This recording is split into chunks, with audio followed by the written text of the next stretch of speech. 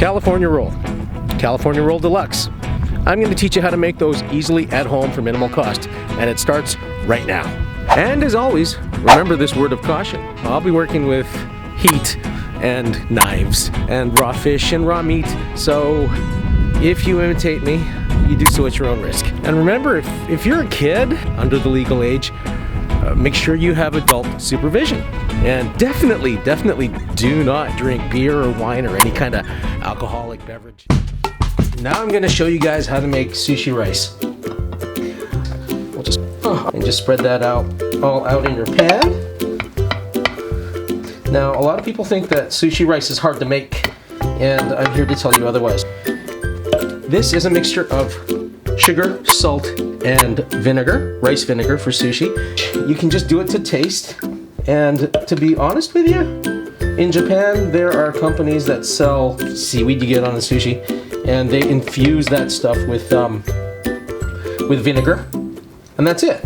And it supposedly turns into sushi rice as you chew it. If they're getting away with that in Japan and calling it sushi, you here at home using real vinegar and sugar and salt to taste is gonna be fine. All right, and that's basically it. Those 4 ingredients: your sushi rice, your sugar, your salt, and your vinegar, and that's it. Now I'm gonna take this over to the table and put a fan on it. So there you go, that's sushi rice. Ta-da! Okay, now it's time to make the spicy tuna. This is not that hard to make at all. In fact, it's one of the simplest things I'll ever make. All you've got to do is cut them up. This tuna is so cheap when you buy it yourself. Oh, and I can feel it. This is going to be some tasty sushi. I can feel it. It feels good on the fingers. It's fresh. Unlike a lot of people think, fish fresh out of the ocean is not really the best to have as sashimi. A lot of people think you can just catch a fish and bite into it out of the water. That's not a good idea, because there's about 6 things about sashimi that could kill you if you don't know what you're doing. Make sure you subscribe so that you don't miss out on that video. This is going to be good. You're going to taste the avocado. You're going to taste the imitation crab meat. It's good. It's actually better than the name would imply. Then here we go. Japanese kimchi sauce. Okay, doesn't have to be Japanese kimchi sauce like I said before. Slather it on like that. Okay? Sriracha, which is not even Japanese, but there you go. Da, da, da, da, da. Sesame oil. Yeah, for the richness. Ooh, yeah. Ooh, maybe a little bit more. But this is called tsujimi, 7 flavored Japanese togarashi. It's just chili butter, but it's the Japanese kind. Couple shakes. There you go. Just mix it up. Simple as that. And you get this beautiful spicy tuna. Now it's time to teach you how to make tempura prawns. You may have noticed that in a restaurant, when you have a tempura shrimp, they are not curved. They're straight.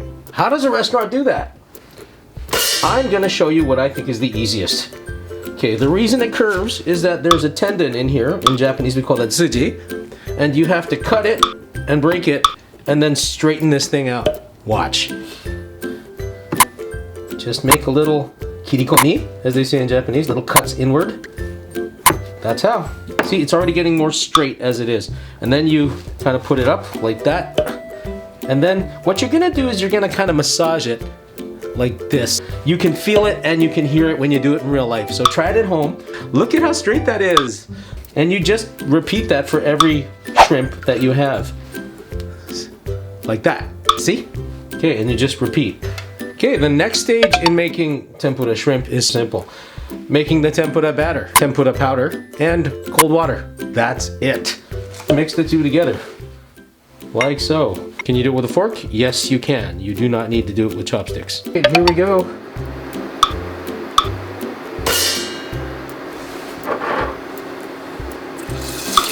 Oh yeah. Fry temperature for this is 190 degrees Celsius or something like 374 Fahrenheit. And I had a thermometer, and it broke.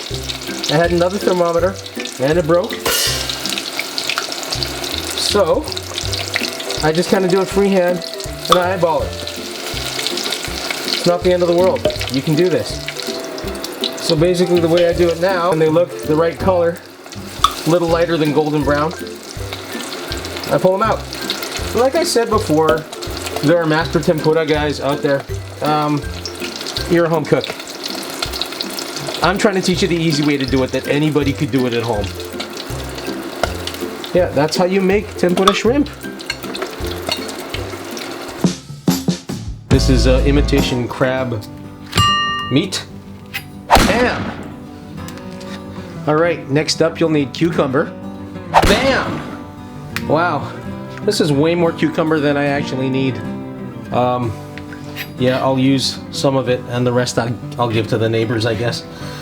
It's time to assemble our California rolls. Nori, roasted seaweed. Now you'll notice there's a shiny side. The rough side is supposed to touch the rice. Nobody really cares. Before you grab your rice, vinegar and water, that's all. Right. Just spread your rice down. Don't go too thick or, you know, you're gonna get one of those rolls that's all rice. The trick with rolling sushi is that you want to leave, you know, like half an inch at the top, because you want that side to stick the roll together later. The other side you can go right to the edge. That's how you do that. Regular sesame seeds. Japanese black sesame seed. Some people like fish eggs. You know those bright red ones? Masago or tobiko or something like that. That's perfectly fine. There's nothing wrong with doing it that way. This is cheaper and I prefer this. One of these makisu that's covered in plastic wrap. You can see the sheen. We're just gonna take it and flip it upside down. Beautiful cucumbers. Kani stick good. Beautiful avocado. And if you didn't know how to cut one of these, I'm gonna show you. My apologies to those who already know. It'll just twist open. Oh, look at that. Oh, look at that. It's so beautiful. That'll give it a nice creamy consistency. Oh yeah, it'll just spoon out like butter if it's nice and ripe like this is. This can be Japanese mayo. It can be North American mayo. Whatever you prefer. You want to make sure that this leading edge tucks in. A lot of amateurs won't remember to tuck it, so this will just go flat against there. It'll become like a teardrop shape, and then they wonder what happened, all right? So, here we go. Over it goes. You're gonna lose sight of it for a sec, but you want it to go in. See? You keep rolling and pushing. Okay, see, and it's coming together. It's beautiful, isn't it? Roll it on. You can feel it come together in your hands. You apply that pressure. And when you're done, voila, there you go. Okay, so now you got one of those. It's basically done, but just to make sure, squish it and squish it with your hand on one side. Just make sure that all the contents go in, and you do the same on the other side. I'm just gonna give one more squeeze. All right. Okay, is you want to go long. You don't want to go chopping. It's not a log, it's not firewood.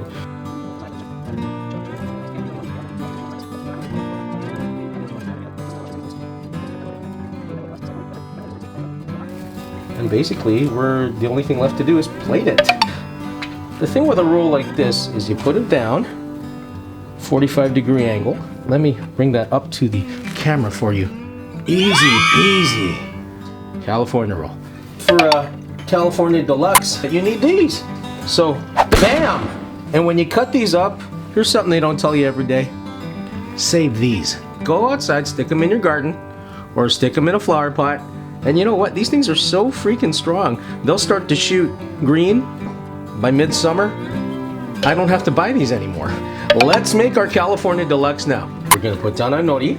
Everything in the sushi restaurant has its own name, separate from standard Japanese. Those of you who are studying Japanese might know how to say soy sauce, except if you're in a sushi restaurant, they call it murasaki, which is the same color as my apron. Oh, this apron, by the way, I just got it. I love it. But my wife hates it. Do you side with my wife and hate the new apron? Or do you side with me and just think, you know, I should do me? Okay, okay. We're gonna sesame seed it, okay? We're gonna black sesame seed it. Onto our makisu, right? We've got to turn it upside down. This time, same as with the other thing, right? The California roll. We're gonna put down our hard ingredients on the outside. There we go. Remember our friends at tempura shrimp we made before? Well, guess what? They're going down on the inside. Not gonna go so heavy on the mayo this time because of all the other stuff inside the roll. And then we're gonna roll it again, like I told you. Okay, make sure you pull the hard ingredients, you know, to the outside. Pull, be sure it doesn't get away from you. Okay, roll and push, and roll and push, and roll and push. And when I take off the makisu, you're gonna see, wow, look at that, huh? So we're gonna dress it with one of these, avocado. When you cut it, I don't want you to smash it like this. That's gonna be bad. And what you're gonna do now is just kind of knock it over. See this? Knock it over, knock it over. It's lovely. So it looks like a big caterpillar. All right, there we go. And we're just gonna place it on top like that. There, you see? Lovely. Cover that in plastic wrap, like so, and you press it. Look at that, huh? Don't you want to eat it already?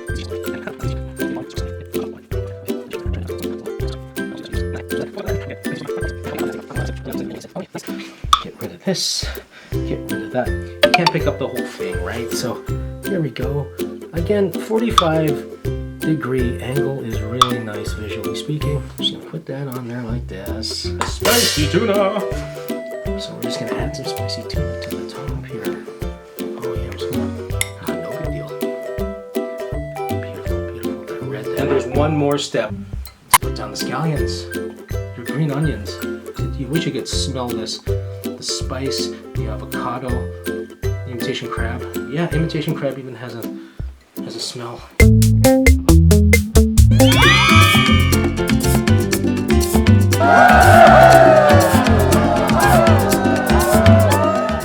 I also make my own beer. So yeah, if you make it at home and you make it the natural way, you can see there's yeast in the bottom. It won't go bad for many, many years.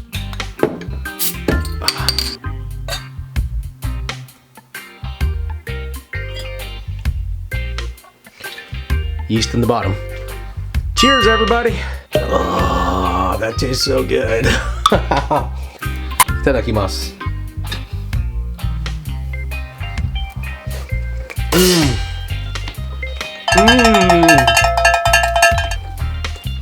Oh yeah. Let's try the California roll.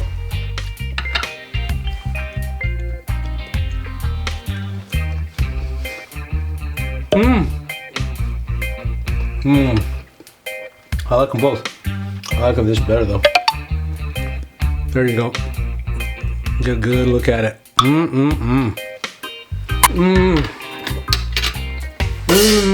More beer. You have to make this stuff at home, guys.